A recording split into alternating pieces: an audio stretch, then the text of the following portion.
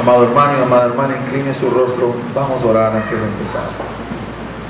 Padre amado, Padre bendito, en el nombre de Jesús, nombre que es sobre todo nombre, venimos ante tu presencia agradecidos porque nos permites estar acá y te rogamos que seas tu propicio sobre nosotros en esta mañana del 24 de diciembre del 2017, que nos hemos congregado para alabarte, glorificarte, bendecirte, exaltarte y también para nutrirnos de tu palabra, que tú nos puedas, Señor, hablar, que tu Espíritu Santo, Señor, abra nuestro entendimiento y podamos ser nutridos por tu palabra, afirmados y asentados para seguir peregrinando hasta que finalmente sea tiempo de ir a casa, Señor.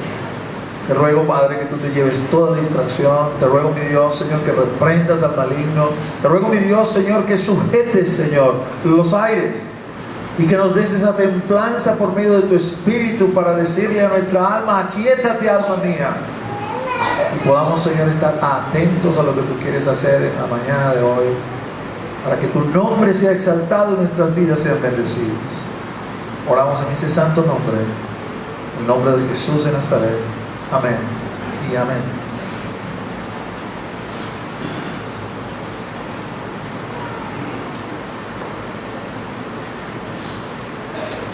La semana pasada estamos hablando de lo que llamé el plan de Dios.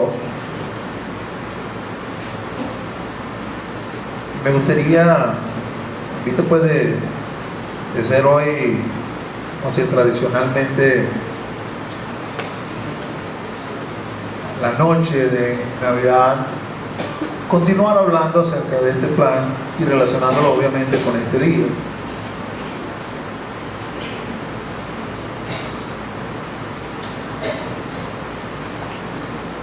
En años recientes se ha desatado, vamos a decir, una suerte de polémica por la Navidad, hablando de la iglesia, porque algunos hermanos insisten en que no deberíamos celebrarla por la sencilla razón de que el Señor no nació en esta fecha.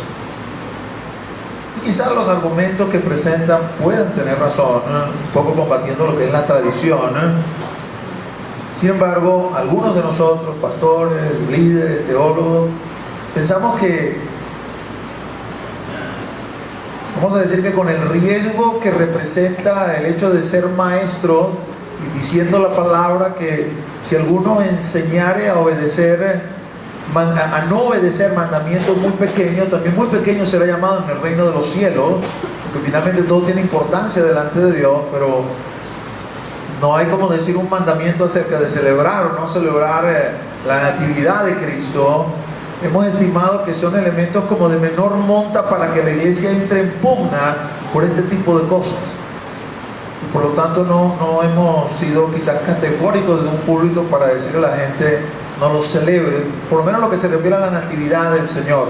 Sí podemos hablar otras cosas, la parafernalia que el hombre ha añadido, mucho tiene que ver con siempre el intento de Satanás de contaminar las cosas de Dios, San Nicolás, Santa Claus, el arbolito y los adornos y toda esa parafernalia que es solamente tradición, que es solamente costumbre, mucho de ello también fundamentado tiene raíces paganas. Sería interesante que usted pudiera examinar, no es el tema de la prédica, simplemente quisiera como que dejarles claro hoy en su cena de Navidad, ya se lo decía la semana pasada, si la va a tener, y creo que sí la va a tener, Dios se lo va a permitir con lo que él ponga sobre su mesa. No pierda eso de vista, no piense que es solamente una oportunidad para divertirse o para estar allí con la familia, sino es una oportunidad para sentarnos y reflexionar. Oye, sé que no fue un día como hoy, pero en algún momento de la historia el Señor nació, y el hecho de que el Señor haya nacido es tan crucial y tan tremendo que gracias a eso usted y yo estamos aquí. Amén.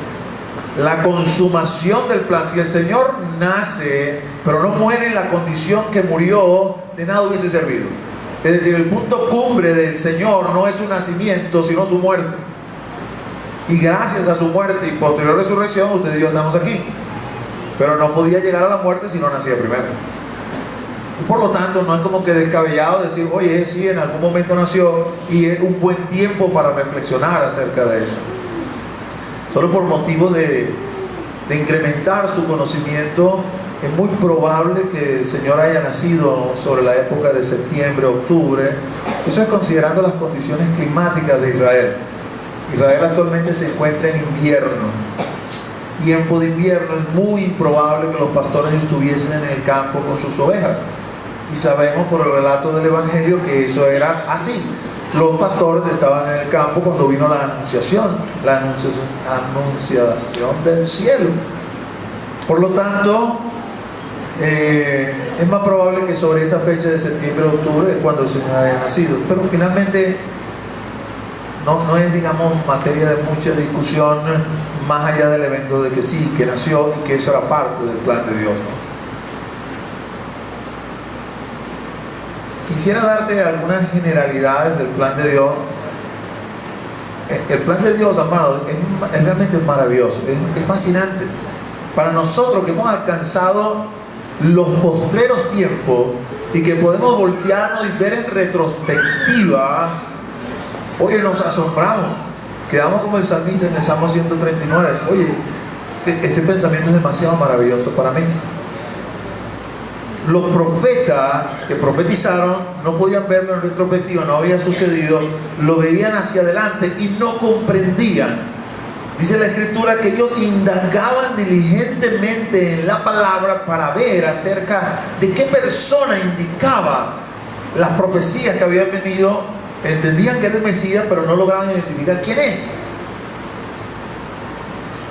Hombres de la talla de Daniel, por ejemplo. Y cuando hablo de la talla de Daniel, amado, cuando Dios se expresa de alguien, eso hay que tomarlo en cuenta. Yo me puedo expresar acerca de alguna persona y, bueno, no me voy a minimizar, eso puede tener su importancia, pero nada que Dios se exprese de uno. Si Dios se expresa de uno, amado, eso es tremendo. Ezequiel era un profeta contemporáneo con Daniel. Y Ezequiel tiene profecías de juicio. Y Dios dice por medio de Ezequiel, este juicio va a venir sobre la tierra independientemente de quién se presente delante de mí para clamar y rogar de que tal cosa no sea. Es más, le dice Ezequiel, si se presentare delante de mí hombres de la talla de Noé. Noé, amado, cuando el Señor quiso destruir al mundo, no lo pudo destruir a Noé. Dijo, no, es justo. Yo voy a raer a todo hombre, pero Noé no lo puedo honrar. Hombres de la talla de Job, que el Señor dijo, es un varón perfecto delante de mí. Y de eso tenemos testimonio en la Escritura. Pero entonces es sorprendente porque Daniel es su contemporáneo. Y entonces dice, hombres de la talla de Daniel. Para muchos en su época, Daniel, como muchas veces sucede hoy en día, Dios tiene pueblo suyo en todas partes, mis amados. Aún en las partes más escabrosas, como es estar metido en un gobierno. Porque cuando una persona está metida en un gobierno, si su corazón no es recto delante de Dios, lo más probable es que termine corrompiéndose, porque el poder corrompe al hombre. Y Daniel lo encumbraron en medio de uno de los gobiernos más nefastos de la historia, como el Imperio Babilónico y posteriormente el Imperio Medo-Persa. Daniel conservaba su integridad. Dios lo colocó ahí, Dios lo puso ahí. Dios tenía un plan con Daniel. Daniel no se lo inventó, sino que Dios lo impulsó hasta allí y allí conservó su integridad. Así que por medio del profeta Ezequiel, contemporáneo con Daniel, dice el Señor, y si Noé, Job o Daniel se presentaren delante de mí, por su justicia, solamente librarán su alma. Y no sé si logran entender lo que Dios quiere decir, En estos tres no está mencionado un hombre como Lot, por ejemplo. Pero la justicia de Lot fue suficiente para que cuando Dios destruyó Sodoma y Gomorra, no solamente sacara a Lot y la esposa, que la esposa no merecía ser sacada, lo demostró cuando volteó y se convirtió en una estatua de sal. a sus dos hijas, que tampoco merecían ser sacadas, porque cuando se vieron solas pensaron, Dios destruyó todo, hay que emborrachar a papá, y se terminaron acostando con papá. Y a los dos futuros yernos de Lot, que tampoco merecían ser sacados, ni siquiera quisieron salir cuando se les dijo, mira, van a destruir la ciudad, vamos a salir. Es decir, la justicia de Lot alcanzó para salvarse él, salvar su esposa, sus dos hijas y sus dos futuros yernos. En esta oportunidad, por el profeta de Ezequiel, Dios dice, este juicio va, y si estos hombres rogaran delante de mí para que el juicio no vaya, les diré, tu justicia alcanzará solamente para salvarte a ti mismo y a más nadie, pero el juicio va. ¿Y por qué hablar esto de Daniel? Porque cuando Daniel termina su profecía, le dice al ángel, no entiendo una papa. Y el ángel le dice que tú no estás llamado a entender, tú eres solamente el mensajero. Usted va a reposar con su padre y cuando llegue el tiempo se levantará. La palabra está sellada hasta los tiempos del fin. Y nosotros que estamos en el tiempo del fin, Dios nos ha abierto el entendimiento, porque no es que somos más que Daniel. A Daniel, amado, diríamos quizás, bueno, yo no sé usted, como dijo Juan el Bautista acerca de Jesús, es que viene uno después de mí que no soy digno ni siquiera de desatarle el calzado de sus pies. El Señor nos ha abierto el entendimiento, podemos ver en perspectiva y decir, wow, qué tremendo es el plan de Dios. Plan de Dios que los profetas lo profetizaron, pero no lo entendieron, aunque indagaron diligentemente. Así que un día como hoy es un motivo como para alegrarse y hablar acerca de esas cosas. Wow, qué tremendo el plan de Dios. El plan de Dios, mis amados, vamos a decir, lo conocemos hasta el punto de lo que vemos hacia atrás y lo que vamos ahora, pero todavía queda por delante por recorrer. Y me impresiona este versículo que está en Efesios 3:10.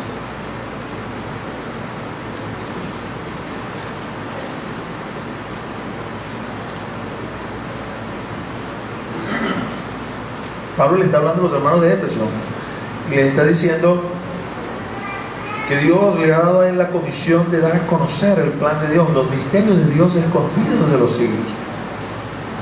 Y de repente le lanza esto y le dice, para que la multiforme sabiduría de Dios sea ahora dada a conocer por medio de la iglesia a los principados y potestades en los lugares celestiales. Yo no sé si tú entiendes lo que eso significa, pero Génesis 1:1. En el principio creó Dios los cielos y la tierra. En el 2 dice, y la tierra estaba desordenada y vacía. Muchos teólogos piensan que hay ahí un salto. Es decir, el Señor simple y llanamente se va a dar la tarea de escribir lo que nosotros tenemos que saber, que tiene que ver con la tierra, pero no nos dice nada acerca de los cielos, los cuales también Él los creó, con todo lo que hay en los cielos. La Biblia nos va dando luces de las cosas que hay en los cielos. En los cielos hay seres angelicales, hay querubines, hay arcángeles, hay seres vivientes, hay ancianos, hay ángeles de a pie. En el cielo existe una ciudad llamada la Nueva Jerusalén. Es decir, hay toda una creación celestial, la cual la Biblia no nos detalla, como sí detalla la creación de la tierra, pero Dios la hizo. En el principio creó Dios los cielos, con todo lo que hay en los cielos, y no estoy hablando de lo que vemos en el firmamento, sino los cielos donde Dios está, y la tierra. En estos cielos están los principados y las potestades. No está hablando de principados terrenales, está hablando de principados y potestades celestes. Posteriormente, en este mismo libro nos va a decir en el capítulo 6, usted y yo no tenemos lucha contra carne ni sangre, sino que tenemos lucha contra principados, contra gobernadores, contra potestades, contra huestes de maldad en las regiones celestes. ¿Qué nos está diciendo aquí? Estos principados y potestades en los lugares celestes, mayores que los profetas, porque, bueno, me imagino que usted sabe esto, no se lo voy a preguntar, se lo voy a decir. A pesar de que hemos hablado maravillas de Daniel, Daniel no es el profeta más grande. El profeta más grande es Juan el Bautista. ¿Y cómo sabes eso, pastor? Porque lo dijo Jesús. De la ley y los profetas no ha habido uno más grande que Juan. Y luego el Señor dice, el más pequeño en los reinos de los cielos es más grande que Juan. Los profetas desconocían el plan, lo profetizaron, lo hablaron, pero no lo podían entender. Uno quizás supondría, bueno, pero seguramente en el cielo era vox populi y todo el mundo lo conocía. No, tampoco. Ni los principados ni las potestades podían ni sabían el plan que Dios estaba desarrollando y está desarrollando. Y lo asombroso de este versículo es que el Señor dice, hoy Dios da a conocer su multiforme sabiduría a los principados y a las potestades por medio de la iglesia. ¡Aleluya! Por medio de nosotros. Y probablemente usted y yo también vemos hacia adelante y dice, wow, esto es tremendo, porque si es que el ángel se parara para preguntar, bueno, échame el cuento cómo es el plan, porque él dice que me lo va a mostrar por medio de la iglesia, yo solamente podré decirle, ¿sabes qué? Mejor te quedas viendo y él va a ir revelando en la medida que tú veas. Pero yo tampoco sé. Sé que lo va a hacer por medio de nosotros como cuerpo y te lo va a revelar y te lo va a mostrar, pero yo realmente desconozco muchos detalles de ese maravilloso plan que se está desarrollando delante de nosotros.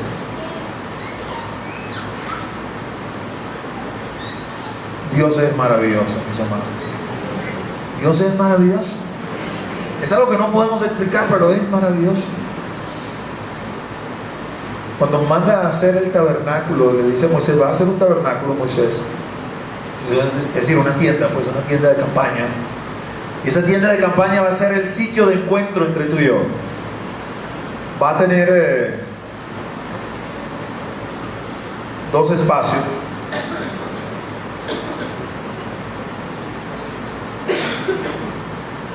La primera llamada el lugar santo y la segunda llamada el lugar santísimo. Allí en el lugar santísimo es el sitio donde yo te voy a llamar y vamos a hablar tú y yo. Vas a construir una arca de madera, la vas a recubrir de oro. Dentro de esa arca vas a colocar las tablas de la ley, vas a colocar también parte del maná. Lo vas a cubrir con una tapa, vamos a llamar esa tapa propiciatorio. Esa tapa es de oro, madera recubierta con oro. Y sobre ese propiciatorio vas a hacer dos querubines. Querubines son de la más alta jerarquía celestial. Esos querubines están tocándose con sus alas, dejan un espacio entre ellos, entre el espacio de las alas, y los vas a hacer con la cara viendo hacia el arca del testimonio, como un anticipo, una figura de lo que ahora nos dice en Efesios.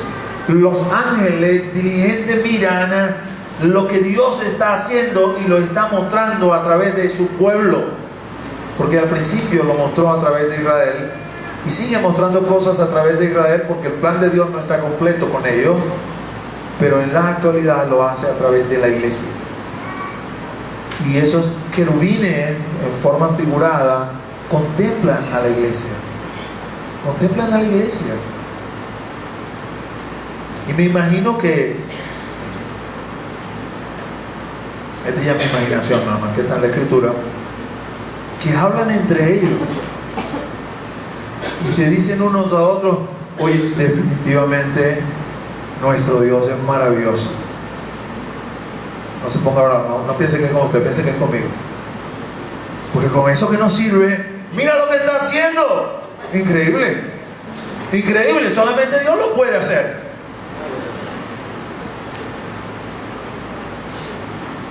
Y quizá Dios le respondería, ¿qué crees que es más difícil, querubín?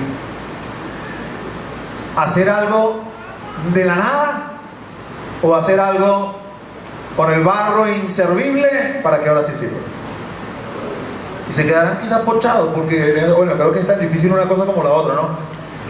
Hacerlo de la nada que hacerlo ya con un material, porque resulta que el material no sirve. Dios es maravilloso, hermanos. Dios es maravilloso. Es maravilloso desde la creación, cuando no hay nada y de la nada crea todo. Y luego es maravilloso cuando la creación se echa a perder, y dice, igual tengo poder para arreglarla. Con un maravilloso plan, pero tengo poder para arreglarla. No va a alcanzar la eternidad para magnificar, alabar y glorificar el nombre de Dios, cuando finalmente podamos ver todo al descubierto y nos asombremos, eternamente asombrados de su maravilla, eternamente agradecidos de su misericordia. Amado, porque pudo no habernos escogido, ¿no? Esta noche, cuando usted esté en su casa, abra la Biblia en Romanos, lea Romanos 9, y cuando llegue a la parte donde dice que Él, por causa de ser Dios, puede hacer lo que Él quiera, es decir, puede agarrar de una misma vaso y crear vasos de ira y soportar con paciencia esos vasos de ira hasta el tiempo del juicio, para mostrar sobre ellos su justicia, pero también puede hacer vasos de misericordia, vasos de honra, y guardarlos para mostrar por la eternidad sus misericordias. Y entonces se le abre el entendimiento.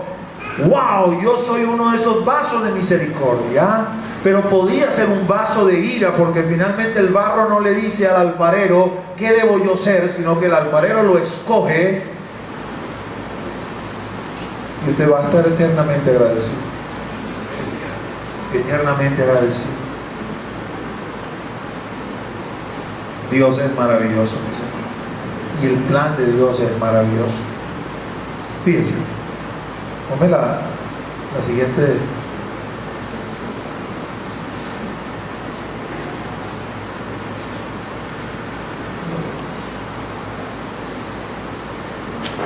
Espérame un segundo.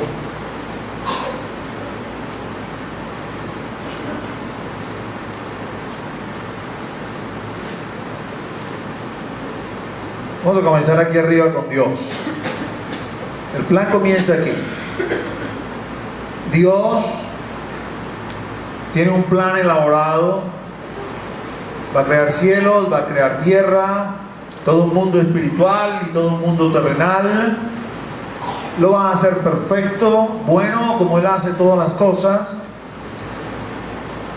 Nos va a crear a nosotros, me les decía la semana pasada, unos muñequitos de barro. Y va a hacer esos muñequitos de barro a su imagen y semejanza. Les va a dar la libertad de decidir, le va a dar mandamiento para que cumplan. Y sabe también que estos muñequitos personificados en el primero, nuestro papá Adán, no van a ser lo suficientemente listos, un poco tontos, les decía la semana pasada, unos muñecos de barro tontos, y van a terminar desobedeciendo. Pero yo tengo un plan, dice el Señor, y voy a aplicar mi plan. En este espacio entre Adán y Noé acontece más o menos como unas 10 generaciones. Ahí en el Génesis 5, toda la línea de Adán hasta Noé, pasando por Set, el tercero de los hijos de Adán, pasando por hombres como Enoc, o el más longevo, Matusalén. Interesante pensar en Matusalén. ¿Habrá sido bueno o habrá sido malo Matusalén? Porque si usted saca la cuenta, y es así un poco curioso, comienza a sumar y dar cuenta, oh, sorpresa, Matusalén se murió el año del diluvio. ¿Se habrá muerto de muerte natural o se murió del diluvio? Porque todo lo que se murió del diluvio era porque era malo. Y es interesante pensar en eso. Posteriormente el Señor lo va a explicar en Ezequiel 18, cuando habla de que toda alma que pecare, esa alma va a morir. Y dice, todas las almas son mías. Si usted tiene un papá bueno, no significa que el hijo le va a salir bueno también. Puede tener un papá bueno y un hijo malo. Pero puede pasar también lo contrario. Puede tener un papá malo y que salga un hijo bueno. Con lo cual nos da a entender que no es hereditario el mal en realidad, sino que todas las almas son del Señor. Dentro de los descendientes de Adán, tenemos un hombre como Enoc, que caminó con Dios. ¿Por qué Dios espera todo este tiempo entre Adán y Noé para enviar el diluvio y solamente rescatar a Noé? ¿Por qué no lo hizo en la época de Enoc? Aunque la Biblia no lo dice, probablemente la respuesta sea lo que dé Pedro a propósito de ¿por qué te tardas tanto en tu segunda venida? Entonces Pedro explica, no es que Dios tiene su promesa por tardanza, sino que está extendiendo el tiempo de misericordia, dándole oportunidad a otros para que se arrepientan y vengan a sus pies. Cuando piensas en eso, dice, gracias que no has venido, porque si hubieses venido antes de que yo naciera, o antes de que me escogiera, yo o no existiera o estaría eternamente perdido. Así que sí, anhelamos y deseamos que Él venga, pero ya me he acostumbrado a decirle que sea en tu tiempo, cuando la cuenta de los gentiles que tú has hecho esté realmente completa y todos los que tengan que salvarse se salven. Entonces Dios crea a Adán. Aquí hay toda una chorrera de gente entre Adán y Noé, pero no vale la pena mencionarlo por la sencilla razón de que Noé se convierte después en el padre de la humanidad. El único descendiente de Adán que sobrevive es Noé. Así que todos nosotros tenemos un árbol genealógico común que en algún momento va a terminar en Noé. De ahí para atrás nos vamos a ir por esa línea que está en Génesis 5 hasta llegar a Adán, porque todos descendemos por allí. Ahora, de los descendientes de Noé, aquí Dios decide, ya no voy a destruir más la tierra con un diluvio, la próxima destrucción va a ser con fuego, y comienza de alguna manera a articular su plan. Y su plan pasa porque Él tiene que crearse para sí una nación. Él necesita un pueblo, escoger un pueblo de todos los pueblos de la tierra para mostrar sobre ese pueblo tanto su justicia como su benevolencia. Así que levanta a Abraham. Abraham es un hombre insigne en medio de la época que le toca vivir. Ya para ese entonces, a pesar de que al menos uno de los hijos de Noé, Sem, estaba vivo para la época de Abraham, quiere decir que buena parte de la descendencia de Noé podía conocer de primera mano la historia del diluvio, porque uno de los que estuvo en el arca todavía vivía y estaba allí para poder contarles a todos y hablarles de las misericordias de Dios. A pesar de eso, ya para el momento de Abraham, la tierra estaba corrupta por causa del pecado y la mayoría de los seres humanos eran politeístas. Habían abandonado lo que Noé y sus hijos Sem, Cam y Jafet les habían transmitido oralmente acerca de las misericordias y benevolencia de Dios, y se habían apartado en pos de ídolos. Pero Abraham no.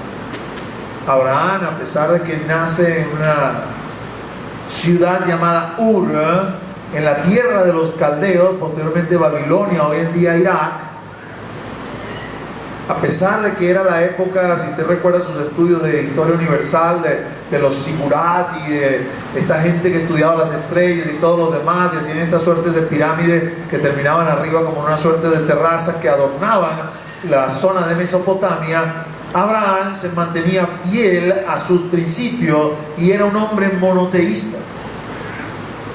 No solamente era un hombre monoteísta, sino que era un hombre monogámico.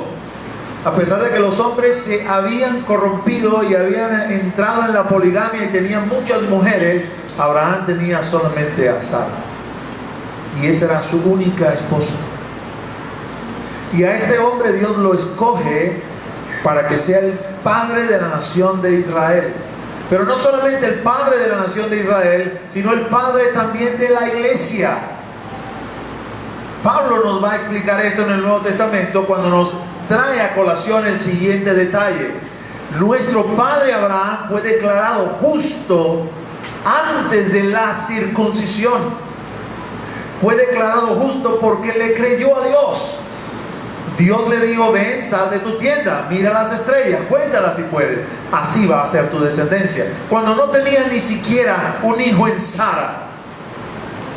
Y la Biblia dice: Abraham le creyó a Dios, y esto le fue contado por justicia, y lo transformó en lo que hoy en día vamos a llamar el padre de la fe. Por lo tanto, es padre de todos los que creen, tanto los que están bajo el pacto de la ley como los que están bajo el nuevo pacto del Señor.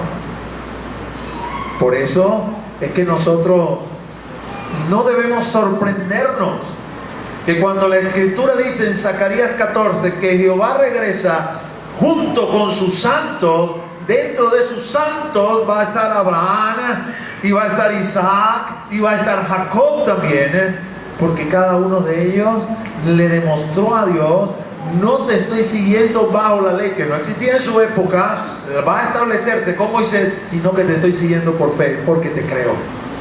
Desde siempre la salvación ha sido por fe en Dios. Hoy en día nuestra fe tiene que estar puesta en la persona de nuestro Señor Jesucristo. Yo soy el camino, la verdad y la vida. Nadie viene al Padre si no es a través de mí. Eso, mis amados hermanos, nos hace incómodos en el mundo. Nos hace incómodos en el mundo porque no le podemos decir al budista: vas bien, sigue así. O al islámico: excelente, sigue así. Porque le estamos diciendo una mentira. No le podemos decir al homosexual: sigue haciendo tu homosexualismo, está bien, está tranquilo, va bien. No podemos. Eso nos hace incómodos en medio del mundo y en medio de la sociedad, porque la sociedad dice: si no lo haces, no eres tolerante. Y nos pone contra la espada y la pared para que decidamos: ¿vas a ser tolerante o vas a ser cristiano? Porque el cristiano no es que los va a condenar, porque el Señor no vino a condenar, ni tampoco nosotros hemos venido a condenar. Hemos venido a proclamar la verdad, y cada quien decide si quiere creer la verdad o no la quiere creer, si la asume o no la asume. Pero el día de mañana no nos imputará el Señor la sangre de nadie por no haberle dicho la verdad. Y se le puede decir con mucho amor y con mucho cariño, con mucha bondad, con voz muy bajita, para que no haya enojo. Pero no podemos ceder a lo que el mundo quiere presionarnos. No, tienen que decir que eso está bien, porque no está bien. Abraham, Isaac y Jacob supieron esto. Abraham se convierte entonces en el padre del pueblo de Israel, pero también en el padre de la iglesia, porque es un hombre de fe. Ahora, no se puede hacer una nación con un solo hombre. Había que esperar que hubiese suficiente descendencia para que así sucediera. Su hijo Isaac siguió los pasos de su papá y era un hombre monoteísta y monogámico, casado solamente con Rebeca. Perdimos con Jacob, porque Jacob no tuvo una ni dos, tuvo 4, 2 esposas y 2 concubinas, 12 muchachos. Posteriormente el Señor va a explicar en el Nuevo Testamento y dice: saben, en el principio no fue así. Ni mi hijo Abraham ni mi hijo Isaac fueron así. Pero mi hijo Jacob, el suplantador, antes de que le cambiara el nombre por Israel, tenía un corazón duro. Y por causa de la dureza del corazón, vi hacia otro lado y me hice la vista gorda con ciertas cosas. Pero cuando llegamos al Nuevo Testamento dice: pero ahora restituimos y ponemos las cosas como son nuevamente, un hombre y una mujer. Mateo 19. Así está escrito.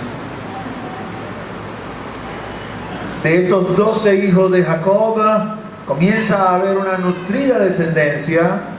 Dios le ha anunciado ya a Abraham: el pueblo va a bajar a Egipto y ahí va a ser esclavizado. Y ahí nace Moisés.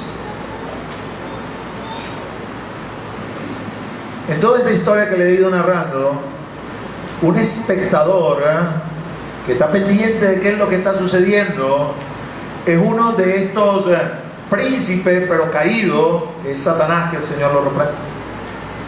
Porque ya conoce desde el principio lo que le leí la semana pasada en Génesis 3:15, la primera profecía mesiánica: viene un descendiente de la mujer que te va a herir en la cabeza. Entonces anda pendiente de todo para ver quién es este fulano descendiente, y vamos a ver si lo eliminamos para salir de él y que no se pueda cumplir la profecía. Así que en época de Moisés, a los egipcios les viene la brillante idea, que no es otra sino inspirada por Satanás, que el Señor lo reprenda: hay muchos hebreos en medio de nosotros, así que vamos a hacer algo. Vamos a decir a las parteras que si nace un varón, lo maten. Si nace una hembra, que la dejen vivir. Las parteras no hicieron tal cosa, tenían temor de Dios. Y particularmente cuando nació Moisés, No se me vaya a poner bravo por lo que le voy a decir. Yo también tengo 3 hijos y mis hijos fueron chiquitos. Pero usualmente cuando los niños nacen son feos, hermano. Ellos son bonitos para su papá y su mamá solamente. Pero para... es que para unos días para que se medio acomode. Pero la escritura dice que Moisés era un niño hermoso.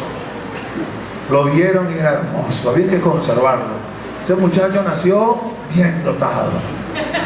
Y lo escondieron y no había forma que lo pudieran matar. ¿Y qué vas a hacer con este?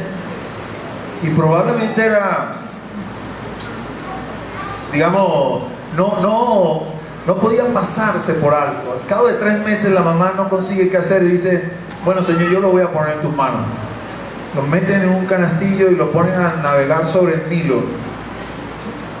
Desconozco dónde lo pusieron a navegar, amado, pero lo poco que he leído del Nilo es que hay unos cocodrilos bien grandes. Miren, como 6 metros los cocodrilos. Hay que verle la cara de decir: Señor, en tus manos lo pongo, una sentí que lo lanzo en el Nilo. Gracias a Dios no lo consiguió ningún cocodrilo, lo consiguió la hija de Faraón. Y la hija de Faraón, buena mujer al fin, cuando lo vio, dijo: este muchacho gordito y bonito, no, este no lo podemos. A pesar de que sabía que era hebreo, porque estaba circuncidado, a pesar de que su papá había dicho: hay que eliminarlos a todos, dijo: no, este lo conservo yo. Este muchacho es bello y hermoso, este no lo puedo matar. Y decidió criarlo. María, la hermana de Moisés, su hermana mayor, estaba cerquita para ver qué pasaba. Y cuando se dio cuenta que esta princesa estaba diciendo: ¿qué vamos a hacer con este muchacho?, ella salió de la nada. Yo conozco una nana que lo puede amamantar y que lo puede criar. Vaya muchacha, lléveselo. Y se lo llevó a su mamá. Así que lo terminó criando la mamá. Cuando la mamá lo destetó, se lo regresa a esta princesa y Moisés crece en la casa de Faraón. Y Dios lo prepara 40 años en la casa de Faraón, después lo manda al desierto. Ojo, todos los que quieren ser siervos de Dios y ministros de Dios. Si usted no pasa por el desierto, usted no va a ser ministro nada. Todos los siervos y ministros de Dios son llevados por Dios al desierto. Lo hizo con Moisés y lo hizo también con su hijo Jesús. Y quizás usted puede decir: me anoto con los de Jesús, que fueron 40 días. No me anoto con los de Moisés, que fueron 40 años. Pero le aseguro que esos 40 días fueron muy intensos, ¿oyeron? No fueron cualquier cosa. Fueron quizás equivalentes a esos 40 años de Moisés. Y después de su preparación, 40 años en Egipto, 40 años en el desierto, le dice a Moisés: ahora sí estás listo para hacer lo que naciste para hacer. Y es libertar a mi pueblo de la mano de Faraón en la nación de Israel. Así que es en la época de Moisés que va a surgir finalmente el pueblo de Israel. Que el papá es este, pero este es el legislador de la nación y quien la constituye, y se forma el pueblo de Israel. Es interesante pensar en eso, porque antes de este momento no había ley. Me refiero a la ley de Dios. Sí había leyes humanas, pero no había la ley de Dios, no había la Torá, no había los escritos, no estaban los profetas. Sin embargo, todos los que vivieron antes de Moisés, antes de que esto se diera, pertenecientes a esta nación, vivieron con la ley grabada en sus corazones y seguían detrás de Dios por la fe. El pueblo de Israel, les recuerdo, pues tenemos este espectador que es Satanás, ve la creación del pueblo y dice: bueno, de este pueblo en algún momento tiene que salir ese fulano vástago de la mujer que me va a herir en la cabeza, así que hay que destruirlo. Y entonces usted ve en la historia los intentos de Satanás una y otra vez para destruir al pueblo de Israel. Eso no va a cesar, eso va a seguir siendo así, porque aunque evidentemente Satanás ya sabe que el Mesías es Jesús, y que ya nació y que ya estableció su reino y que Él está vencido, también sabe que hay cosas que Dios tiene que cumplir a través del pueblo de Israel, y por lo tanto, si lograra destruir al pueblo de Israel, como que parte de la palabra de Dios quedaría inconclusa. Esta cosa no va a pasar. Pero el punto es que no va a cesar el empeño de la humanidad en pleno de querer destruir a Israel, porque es pueblo de Dios. Y el resto de la humanidad, que no es la iglesia, está, según Efesios 2, bajo la influencia del príncipe de la potestad del aire, que no es otro sino Satanás, y su influencia va en contra de la nación de Israel. Y por lo tanto, cuando usted lea los periódicos, es lo común. Lo no común es conseguir naciones que se alineen con Israel. Eso es lo no común. Lo común es que el mundo se alinee en contra de Israel porque es el pueblo de Dios. Detrás de todo eso está Satanás queriendo destruir a este pueblo, porque en su pensamiento, si destruyo a este pueblo, se acaba la posibilidad de que Dios cumpla con su plan. Sabemos que no va a suceder, porque Dios está por encima de todo. Pero Satanás, que el Señor lo reprenda, no va a cesar en su intento de querer destruirlo, como tampoco cesa en su intento de destruir la iglesia, en el intento de destruirnos a usted y a mí, convenciéndonos de cosas, metiéndonos cosas en la cabeza, haciéndonos creer mentiras con el propósito que volvamos atrás. Porque el Señor sabe, si estos vuelven atrás, no hay iglesia. Si no permanecen en fe y en santidad, no hay iglesia. Estos creen que Dios está jugando carrito con ellos y que pueden hacer las cosas ahí medio y que Dios va a correr de la basura y la va a meter debajo de la alfombra. Satanás, que el Señor lo reprenda, sabe que no es así.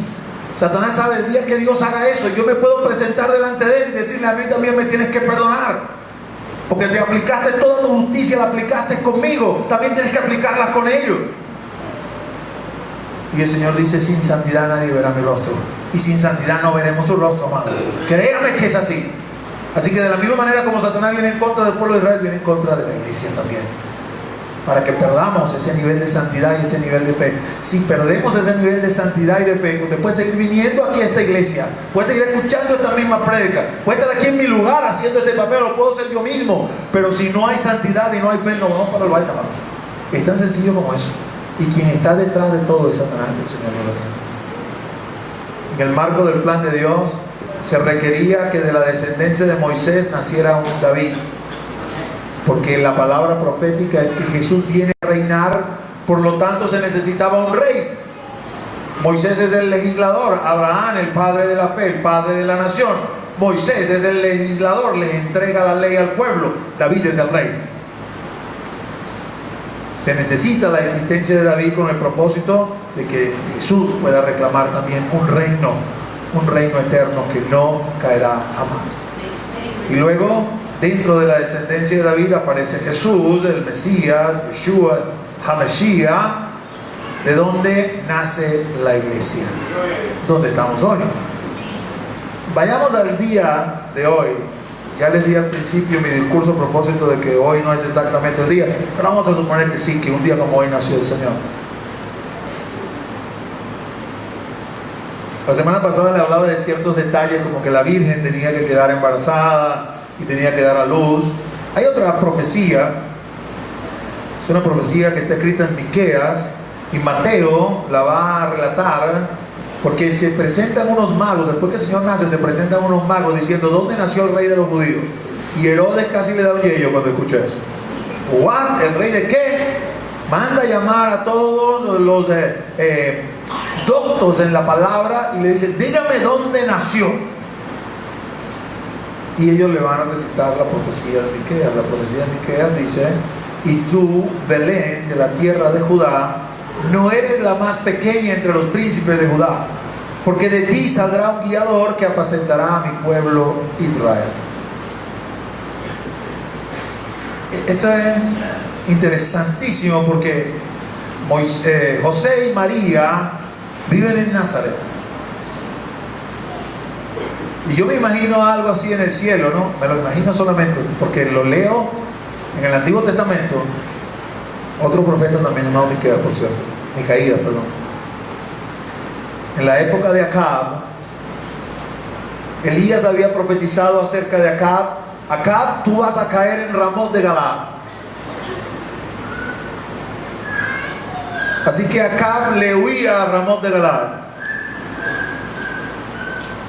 Y en un tiempo de guerra, él invita a Josafat a pelear con él, pero Josafat no quiere salir a la pelea sin antes escuchar a los profetas. Y traen un poco de falsos profetas, ¿no? Los falsos profetas tienen la característica que adulan al que está al mando. Y todas las profecías son buenas para el que está al mando. Esos son los falsos profetas. Pero los profetas de Dios no tienen ningún temor, y lo que Dios dice, eso es lo que van a hablar. Josafat se da cuenta que los profetas que Acab ha mandado a llamar son todos falsos. Y le dice, ¿no habrá algún profeta genuino aquí? Y mandan a llamar a Micaías. Y cuando Micaías relata lo que él ve, dice, yo vi una reunión en el cielo. Y estaba Dios reunido con sus hijos, los celestiales. Y decía, ¿cómo induciremos a Acab a subir a Ramot de Galaad y caiga conforme a la palabra profética? Y salió un espíritu de mentira y dijo, yo lo haré. ¿Cómo lo harás?, le preguntó Dios.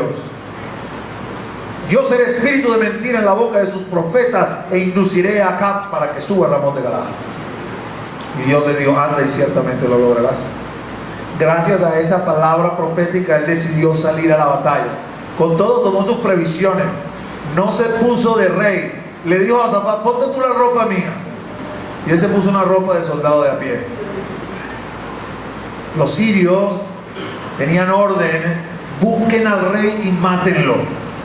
Vieron a Josafat vestido de rey, fueron hasta allá, pero lo reconocieron. No, este no es el rey de Israel, este es el rey de Judá.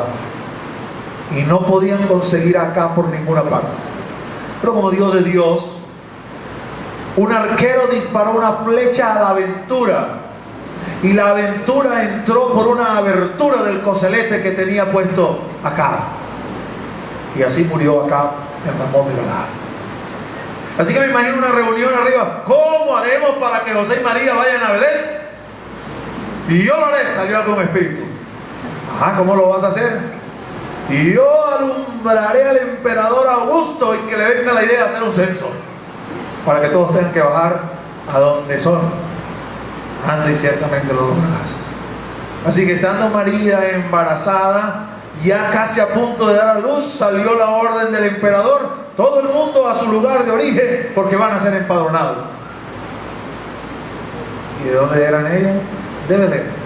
¿Por qué eran de Belén? Porque David era de Belén y ellos descendían de David. José era heredero al trono y por lo tanto tuvieron que bajar a Belén. Y de esa forma se cumplió la profecía de Miqueas. Dios es maravilloso, ¿no? Dios es maravilloso. Y quizás algunos se pregunten: oye, ¿no era más fácil que vivieran en Belén? Sí, claro que es más fácil. Pero a Dios no le gustan las cosas fáciles. A Él le gustan las cosas ni siquiera difíciles. Le gustan las cosas imposibles. Porque entonces dice Él se glorifica. Él es el Dios de los imposibles. Tenía que estar en Nazaret, porque hay una profecía en Isaías 11:1 que dice que de Isaí, el padre de David, nacerá un vástago, un brote. Y la palabra en la raíz de vástago o brote en hebreo es la misma de Nazaret. Y por lo tanto el Señor le decía en el nazareno, el brote, el vástago, cumpliendo así la profecía de Isaías 11:1. Dos profecías en una, son 360 profecías y un poquito más que el Señor tenía, Dios el Padre tenía que cumplir en el Hijo, y todas se cumplieron, mis amados. Jesús, Yeshua, es el Mesías, Hamashiach, definitivamente. Así que es de noche, María llega, llegó, vamos a decir, a duras penas, y pasó lo que era lo más probable que pasara. Todo estaba lleno, a pesar de que era su sitio de origen, pero todo estaba lleno, no había lugar para ellos. Sin embargo, al verla embarazada, el dueño de, vamos a decir, el hostal, el mesón, dice la escritura, se compadece de ellos y les da un lugar en el establo.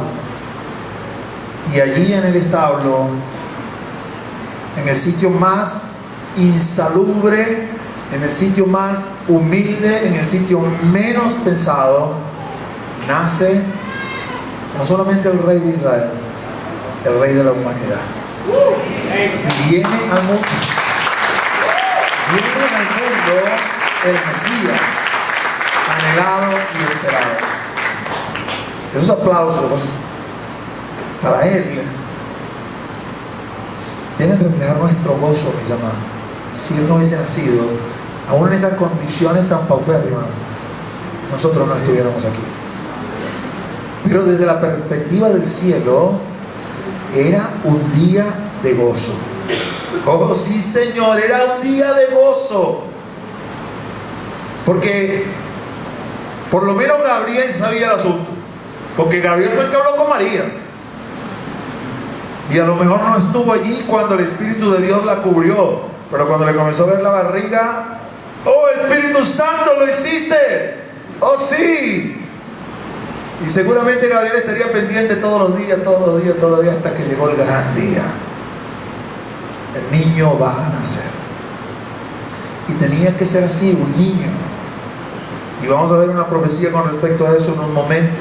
Pero quiero pararme en ese día y pedirle al Señor, ojalá, Señor, el relato de ese día pudiera transmitirnos a nosotros del gozo.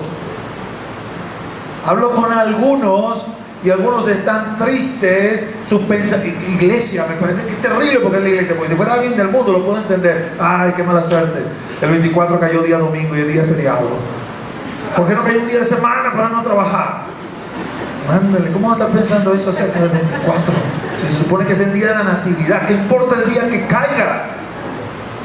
Se ve que tu corazón no está entonces en el nacimiento del Señor, tu corazón está en ti mismo, egoísta, lo que estás pensando en qué beneficio puedes alcanzar con todo esto. Eso fue un día de júbilo para la humanidad y tiene que seguirlo siendo hoy. ¿Sabes? Cuando hacemos la Santa Cena, conmemoramos. La conmemoración es el recuerdo de un hecho luctuoso, de un hecho triste. Entonces en la Santa Cena nos afligimos porque lo que traemos a colación, a memoria, es la muerte de nuestro Señor, aunque sabemos que 3 días después nos vamos a gozar porque resucitó. Ahorita no estamos conmemorando nada, ahorita estamos celebrando. Hay una diferencia entre la celebración y la conmemoración. Hay hechos que se celebran y hay hechos que se conmemoran. El nacimiento del Señor se celebra porque es un día de alegría. Y esa noche, mis amados, estaban los pastores en el campo, a las afueras de Belén, como lo hacían muchas noches, como lo hizo David en algún momento. David era pastor de las ovejas. No sé si recuerdan, no sé si lo han leído, pero cuando Samuel es enviado a la casa de Isaí, porque Dios ha decidido remover a Saúl, y dice: me he levantado un hombre mejor que este, que tiene un corazón conforme al mío. Anda y baja a la casa de Isaí, porque allí me levantaré un rey. Y llegó el profeta Samuel. Isaí le trajo a su hijo mayor. Dice que el hijo mayor era un tipo alto, fuerte, bien parecido. Y cuando el papá supo las intenciones de Samuel, dice: definitivamente este muchachote tiene que ser. Y cuando se lo presentaron a Samuel, el Espíritu le dijo a Samuel: este no es, puro tamaño, pero cero corazón. Yo no veo lo externo, yo veo lo interno. Dile que te traiga a tus otros hijos. Y lo fue pasando uno por uno, 7 muchachos, y todos: no, paso, fuera. No tienen más muchachos. Sí, tengo uno, el más pequeño. Mándalo a buscar. Es que está cuidando las ovejas en el campo. Pues venga. Y llegó, era chaparrito. No era como el mayor. Era buen mozo, sí, pero era chaparrito. Y cuando Samuel lo vio, el Espíritu le dijo: este es el que tiene el corazón conforme a mí. Así que esa noche esos pastores estaban en el campo, como una vez David estuvo en el campo cuidando las ovejas de su papá, pendientes de que no apareciera un oso, de que no apareciera un león. No era noche de invierno, como les dije hace unos minutos atrás. Por lo tanto, es muy probable que el cielo estuviera límpido. Y a lo mejor uno de esos pastores estaba simplemente contemplando el cielo. Eran conocedores de la palabra, conocedores de la ley. Si a mí me pasa, amado, en estos días tuve la oportunidad de ir a casa de mi suegra en Caricuao. Yo estoy en Caricuao, en el Liceo Militar. Y recuerdo que en las noches que nos tocaba hacer guardia, uno salía al patio y se veía ese cielo pero full estrellado. Era maravilloso verlo. Y esa noche salimos de casa de la suegra, yo en Lourdes, y se veía el cielo más o menos como lo logré ver en la época de mi juventud cuando estudiaba en el liceo. Maravilloso.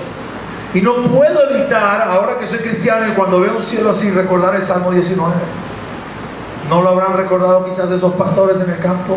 Y uno de ellos, viendo al cielo, comencé a recitar al salmista: los cielos cuentan la gloria de Dios y el firmamento anuncia la obra de sus manos. Un día emite palabra, otro día, y una noche, otra noche declara sabiduría. Y está ese hombre ahí, ¡pum!, se abrieron los cielos. ¡Susto! ¡Oh! Y nos narra el libro de Mateo, de Lucas, perdón, en el capítulo 2. Pero el ángel les dijo: no temáis. Por eso que sabemos que se asustaron. Porque aquí os doy nuevas de gran gozo, que será para todo el pueblo, que os ha nacido hoy en la ciudad de David un Salvador, que es Cristo el Señor. Esto os servirá de señal: hallaréis al niño envuelto en pañales, acostado en un pesebre. Y por si fuera poco, porque ya ese angelito era suficiente para que se asustaran, ¿no? Imagínense la noche oscura, viendo las estrellas, el hombre declarando el Salmo 19, ¡pum!, se abre el cielo, aparece ese ángel, todo se alumbra, todos están asustados, escuchando lo que le están diciendo, y de repente aparecen miles de ángeles. El susto de su vida, amado.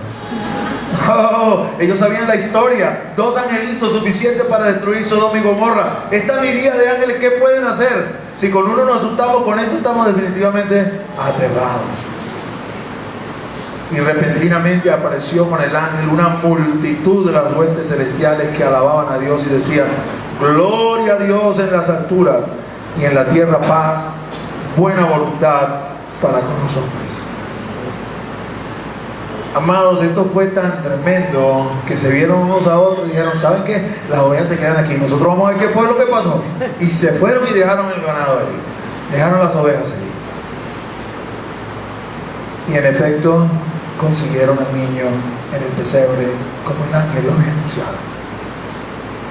Día de gozo, día de alegría. Se vieron y se regocijaron.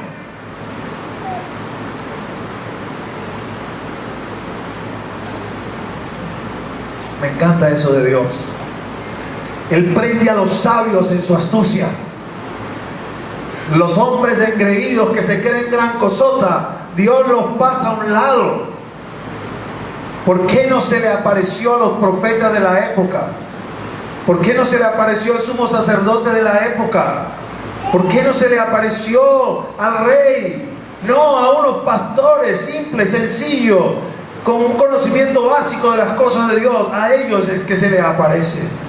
Y salen corriendo y lo consiguen y lo ven. María y José se quedan asombrados. No están esperando visita en la clínica esa noche. Y aparecieron ese poco de pastores ahí. Y cuando lo vieron comenzaron a adorar al niño. María se quedó asombrada. ¿Cómo saben estos? Y seguro le contaron: óyeme, estábamos en el campo y de repente se apareció un ángel y nos dijo: corran a Belén porque nació el Mesías. Aleluya. Lo tenían esperando por años. El Mesías, el Cristo, ha nacido. Y para confirmar la noticia apareció una hueste y todos comenzaron a alabar y glorificar a Dios. Y aquí está. Y comenzaron a adorar. De repente se acordaron: ay, la oveja. Y se tenían que regresar. Pero iban contentos de regreso, hablando entre ellos de las cosas grandes que habían visto. Oh, finalmente nació el Mesías. Aleluya. Un niño. El plan maravilloso de Dios. Magnífico. Dios es maravilloso. No lo podemos explicar. Dios es maravilloso, hermanos. Y su plan se devela. Esta noche gócese pensando en eso. Esta noche estar en casa de la suegra, con el favor de Dios. Me gozo cuando estoy en esa casa porque todos somos cristianos. Cuando estás con el resto de la familia, no es que no te gozas porque es familia, pero entonces están ahí el que quiere tomar, el que quiere bailar, el que quiere brincar, el que tiene quizás otra actitud con respecto a la fiesta. Pero cuando tienes la dicha, la bendición de que todos son cristianos, puedes tener un tiempo para orar, para reflexionar, para meditar, para gozarte. Eso es maravilloso, ¿no? Porque es día de júbilo hoy. Cristo, amados, Cristo es el regalo.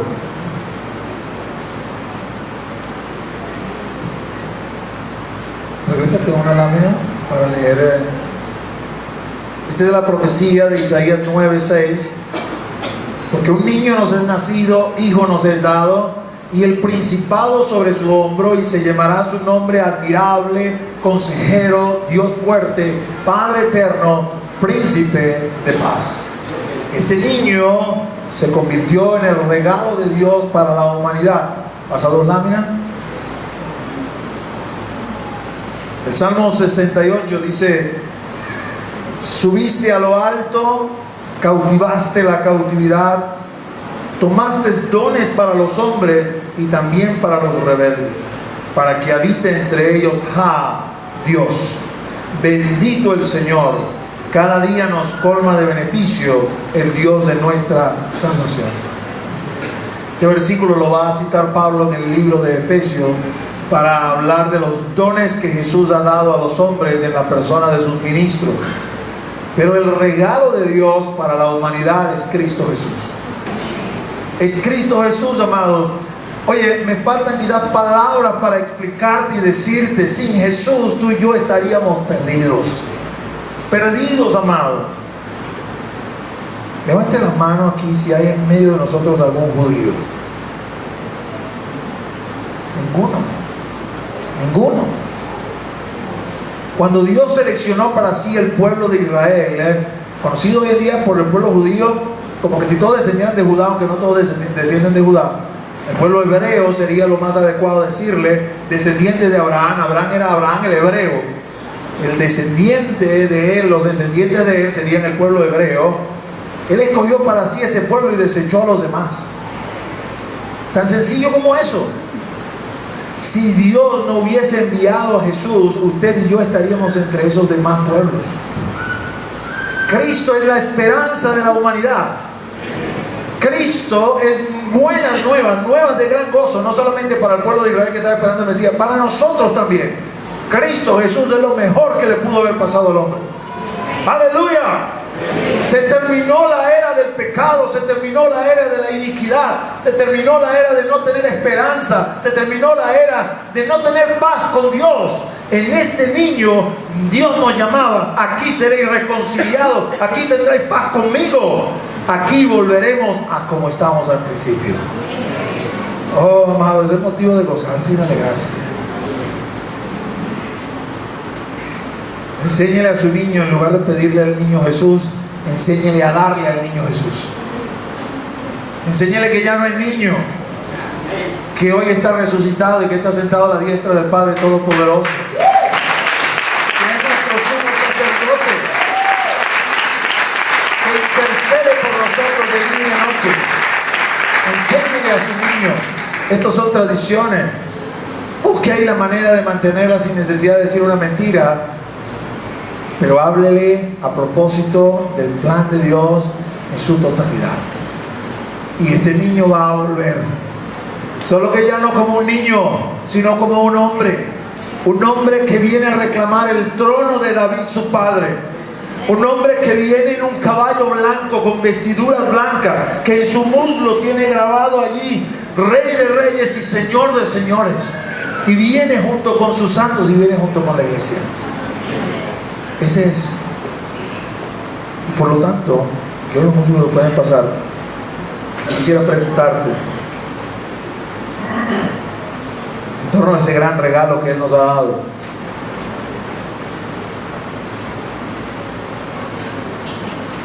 ¿Qué le vamos a regalar a Él?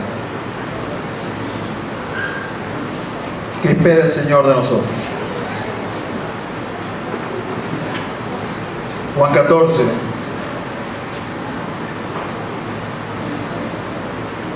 Jesús hablándole a sus discípulos.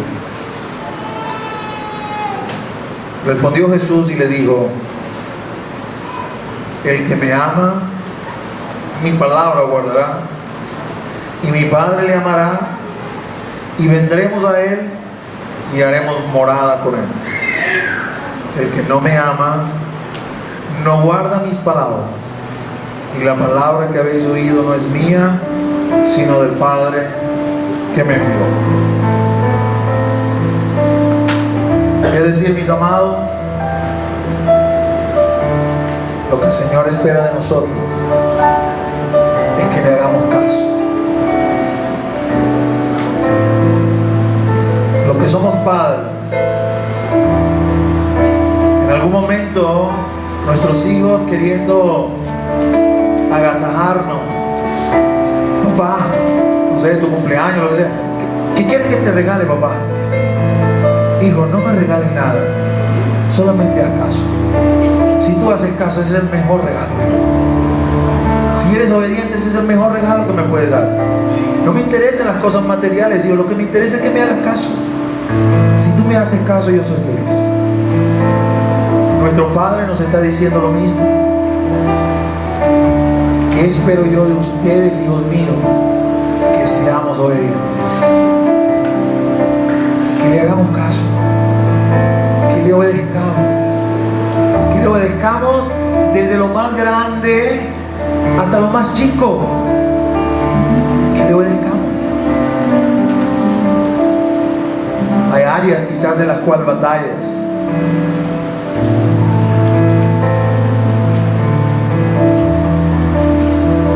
Hoy en día, no sé qué es lo que está pasando en Venezuela, pero quizás como no hay una justa retribución por lo que se hace mal, comienza el mal a plagarse en todas partes. Yo no sé si a usted le pasa lo mismo que me pasa a mí, pero como conductor, una de las peores cosas que me puede pasar hoy en día es ser el primero en un semáforo que está en rojo. Porque los de atrás comienzan a pitar y a pitar y a pitar. Casi que me tengo que comer la luz, a juro. Y si yo me echo un poquitico hacia adelante, lo suficiente nada más para que pasen por un lado como un bólido y se comen la luz sin aspaviento. Total, no va a haber nadie que lo pare, no va a haber nadie que diga nada, no va a haber nadie que lo multe, no va a haber la justa retribución por lo que se hace mal. Y si es motorizado, más todavía. Entonces es como una prueba allí, ¿no? Era un cristiano y los cristianos son buenos ciudadanos. Hay que pararse ahí frente a la luz roja. No importa que te pinten todos los carros que vienen atrás. No importa que el que viene atrás sea un camión y comience con su corneta de aire a romperte los oídos. Ahí tienes que aguantar, porque tienes que dar testimonio en lo más pequeño. Si no das testimonio en lo más pequeño, tampoco lo vas a dar en lo grande.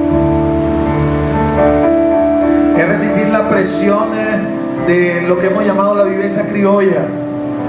Y llegué a la cola y veo que allá adelante en la cola, no planificado, sino casual, Señor, está el hermano Perencejito. Y para allá voy en la cola. Hola, hermano, ¿cómo estás? Aunque no lo salude en la iglesia, no importa. ¿Cómo te va, hermano? Creo que Dios te puso aquí. ¿Será que me puedo poner al lado tuyo?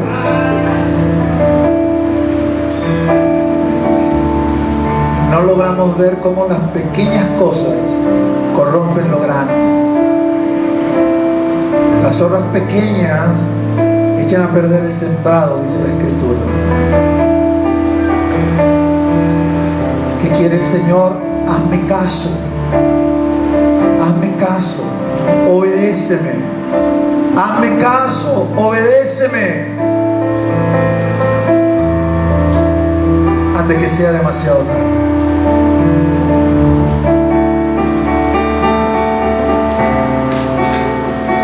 Si te mueres hoy, amado hermano, amada hermana, amado amigo, amiga que nos está visitando, ¿qué va a pasar contigo?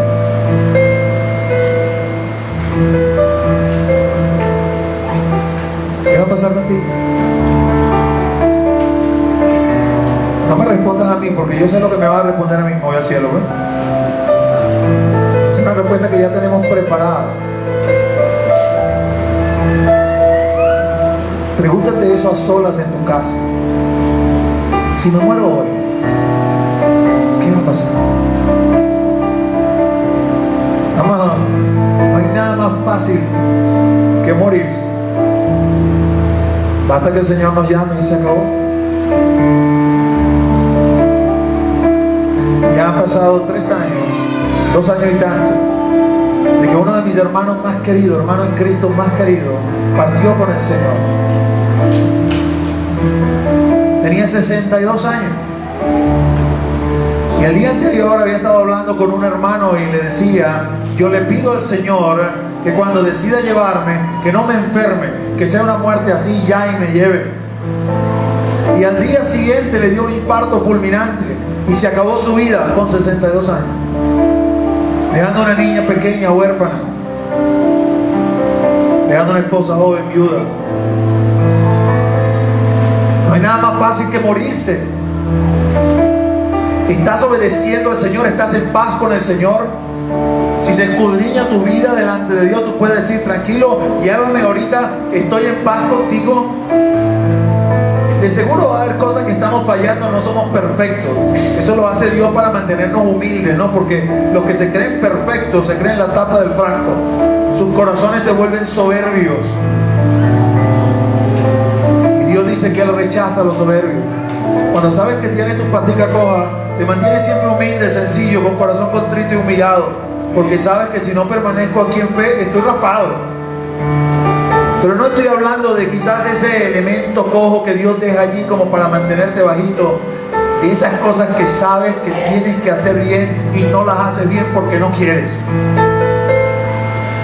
A lo mejor son pecados grandotes y andas en adulterio, andas en fornicación, andas engañando y piensas que como nadie sabe, como nadie te ve, el de arriba tampoco te ve. Y desconocen lo que dice el salmista en el Salmo 139, que su ojo está en todo lugar y que de su ojo nadie se escapa.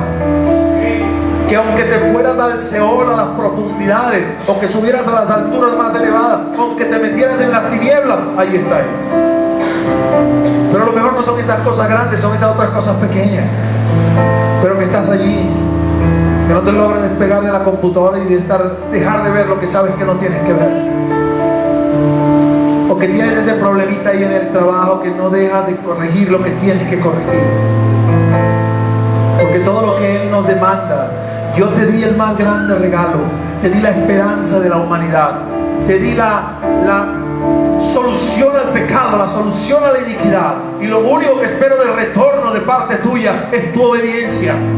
Eso es todo lo que espero de retorno, que me obedezcas. Porque si me obedeces, si tú me obedeces, mi Padre y yo vamos a venir y vamos a hacer morada dentro de ti. Mi Padre le amará y vendremos a Él y haremos morada con Él. Y amados, déjame decirte algo. No hay nada que supere la experiencia de tener el Espíritu Santo viviendo dentro de uno. Nada. Ni todo el dinero del mundo, ni todo el poder del mundo, ni hombres o mujeres, nada supera la experiencia de tenerlo Él aquí. Y yo puedo entender, si no lo has experimentado, que estés buscando otras cosas, pero el que lo ha experimentado no quiere soltarlo. Y sabe y entiende lo que ese versículo significa, representa y dice: y yo quiero obedecerte en todo, hasta en lo más mínimo. David tenía ese espíritu viviendo dentro de él.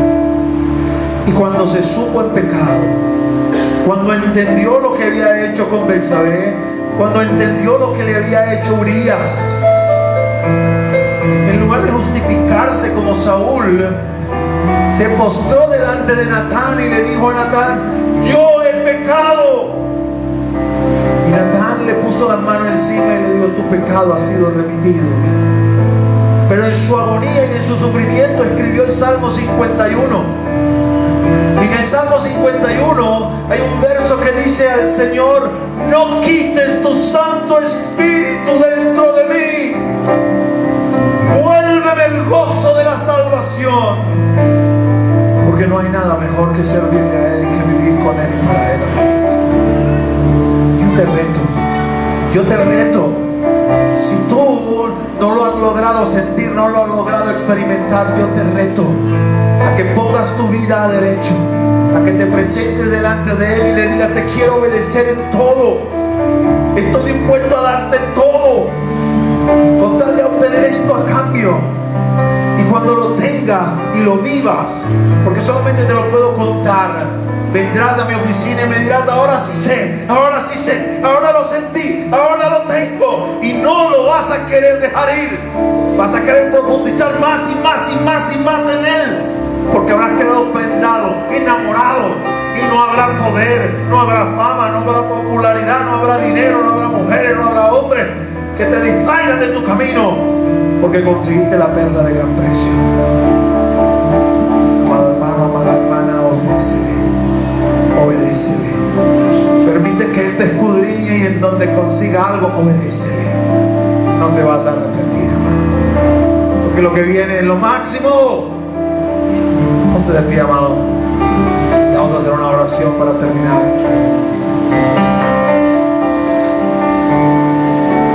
Oh Santo de Israel, aleluya. Te doy gracias por el día de hoy, mi Señor. Te doy gracias, Señor, por este servicio, el día previo a la Navidad, Señor, a tu natividad, Señor. Te doy gracias, Señor, por los hermanos y hermanas que están aquí presentes. Te doy gracias, Señor, por los amigos y amigas que nos han visitado, Señor. Y yo quiero pedirte que tú te reposes, Señor, con tu bendición sobre cada uno de ellos. Que seas propicio, Señor, sobre cada uno de nosotros, Señor. Que seamos, Señor, considerados como hombres de buena voluntad, y haya paz, Señor, en nuestros corazones y en nuestras mentes, Señor. Espíritu de Dios, muévete en medio de la congregación y ministra a cada uno. Háblanos, trae a memoria y trae, mi Dios, Señor, delante de ti aquello que tiene que ser corregido, sanado, porque queremos vivir en tu presencia. Oh Señor, una cosa hemos demandado y una sola cosa buscamos: el estar en tu casa todos los días de nuestra vida, Señor, para contemplar tu hermosura, Señor, e inquirir en tu templo, mi Dios. Enamora esta congregación de ti, mi Dios. Mira el duro de corazón y ven y convéncelo, Señor. Derriba argumentos, derriba fortaleza, Señor, con tu espíritu. Convence, ministra, haz, atrae lo que solo tú puedes hacer. Yo solamente soy, Señor, un mensajero que abre su boca para que tú lo uses, Señor, pero es tu palabra, tu presencia, la que convence, la que atrae, la que enamora, la que convierte. Y esta es tu grey, esta es tu congregación, este es tu pueblo, Señor. Salva a tu pueblo, sálvanos, Señor, y que podamos estar a la altura de la demanda, que podamos estar asentados sobre la roca que es Cristo, Señor. Yo tomo autoridad pastoral sobre esta congregación para bendecirla. Yo tomo autoridad pastoral sobre esta congregación para pedirte que sea derramada sobre ella espíritu de revelación y de sabiduría, que abra los ojos del entendimiento para que comprobemos, Señor, la herencia que tenemos en ti, y que seamos movidos a alcanzarte y a buscarte, Señor. Yo bendigo esta grace, Señor, que me has encomendado, Señor. Una y otra vez la bendigo, Señor, y te ruego y te clamo por cada uno de ellos. Como Moisés, Señor, le dijo a Faraón que ni una pezuña se quedaba en Egipto, que ni uno solo de mis hermanos, Señor, deje de alcanzar salvación. Dejemos de alcanzar salvación. Que todos, Señor, reunidos algún día, Señor, en el patio celestial, Señor, podamos juntos cantar y proclamar el cántico de Moisés: grande y maravillosa son tus obras. Juntos, Señor, alabándote en ese mar de cristal, Señor, y viéndonos la cara los unos a los otros, llenos de gozo, de regocijo, Señor, sabiendo que caminamos juntos en esta tierra, y en ese día estaremos allá contigo, Señor. Por cada uno de ellos te lo ruego y te lo pido, Señor, porque les has traído hasta acá y les has permitido escuchar tu buena palabra, Señor, para que ninguno de nosotros falte a esa cita, Señor. Levanta tus manos al cielo ahora y vamos a alabar al Señor.